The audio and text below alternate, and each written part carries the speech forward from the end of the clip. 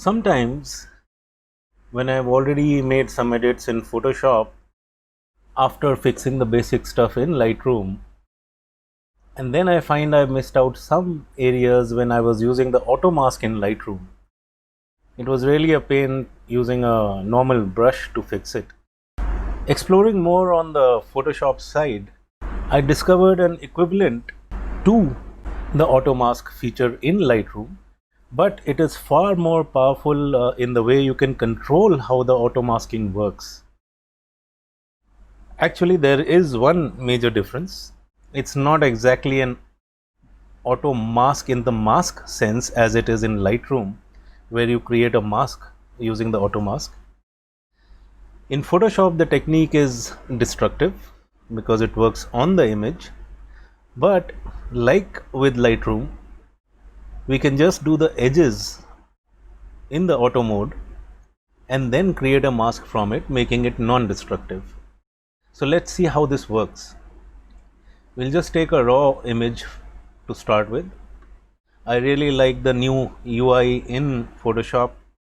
It makes it very consistent for a user. Instead of stuff lying all over the place, it is now all in one place and the tools are in one place, and it looks very similar to Lightroom. And we also have a film strip here, which is nice, and you no longer have to look for shortcuts and stuff just to apply Lightroom presets or save some from here. So this is good. I like it a lot more than the earlier versions. So I've already made the adjustments in Lightroom and it's picked up all of that. Let's just open it here, and a command 0 will fit it in screen and a command J will make a copy, and we'll just disable the background. Okay, so now if I had something that could look at the edges and mask out just like in Lightroom, it would be far more convenient. And yes, we do have that option here in the eraser tool. If you right click on the eraser tool, you have a background eraser tool and a magic eraser tool. Here we are concerned only with the background eraser tool. So we'll select that and let us look at the options that are available to us here. Size, as you would a brush. This will sample continuously, which means while you are moving the selection, or rather the cursor around, it will keep sampling the colors till you actually lift or release the mouse cursor. For example, okay, let's put this to the default as well. Now I have pressed the mouse cursor, rather trackpad on in my case, and it will continuously look at what I have selected. And as with Lightroom, you would want to zoom into this to a practical limit, and while you're drawing, you can see unless you touch an edge of a different color, it works exactly the same way. The second option we have is sampling once. If we select this, wherever we start the click and selection, it will sample only that one color. For example, let's say green, and as long as I have the mouse pressed, it will sample only that color. Of course, the tolerance is set here.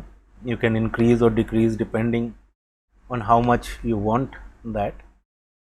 For example, this is 18, and if we move it to 100, it will probably start sampling everything around. Now this is discontiguous, which means it will cover all such areas that are next to your selection. We can change this to contiguous,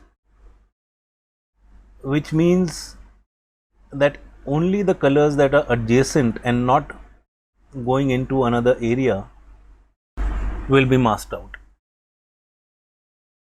We have a tolerance set to 100, so that will generally not work. We'll not get into the protect foreground color for now. So basically this is what AutoMask equivalent is like in Photoshop. So we'll just delete this layer, make another copy of the background, disable the background, and then this mode, the continuous sampling, along with contiguous areas, and the tolerance will be based on the image and colors in it, and the rest of the process remains exactly the same as in Lightroom. Just like we do the edges there first, we will simply do the edges here. I'm just doing a rough job. In fact, I need to decrease the hardness a bit. See, as long as I'm touching that color and the cursor crosshair does not leak onto the beak, it is exactly like what we would do in Lightroom with the AutoMask. The issue here is that this works on the image. For example, if I add a mask here, I cannot do this on a mask, it's disabled. So we'll just undo that, and basically it's the same idea. You get it from the Lightroom discussions we have in the earlier videos.